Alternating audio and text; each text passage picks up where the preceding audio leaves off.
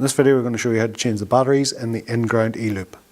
So for demonstration purposes I have an unfixed E-loop here, and you'll see that there's 4 rubber seals on the top. Underneath these rubber seals are 4 hex bolts. The 4 hex bolts secure the top plate or face plate here to the housing.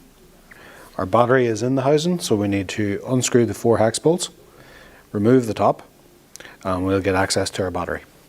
To remove the rubber plugs, all you need to do is pry them out using a flathead screwdriver.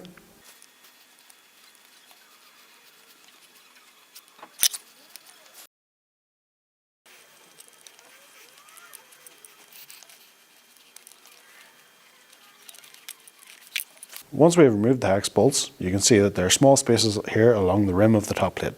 You can use a flathead screwdriver to pry open the top. So we have the top plate off, and on the other side we see the battery connection here.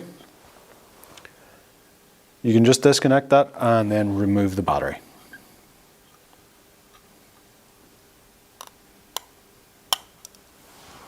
The battery is a 3.6 volt D-cell lithium battery that, depending on the usage of the E-loop, can last up to 10 years. Again, you can just use a flathead screwdriver to wedge out the battery from its housing.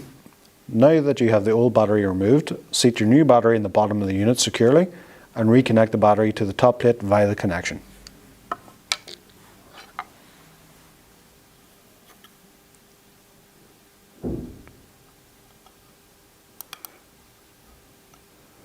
Before going any further, just make sure and check over the rubber seal here on the unit and check that it is undamaged.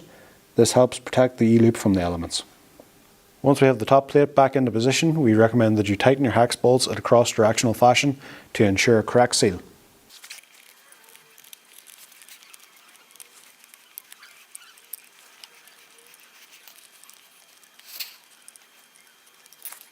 So the battery is replaced and the unit is back together.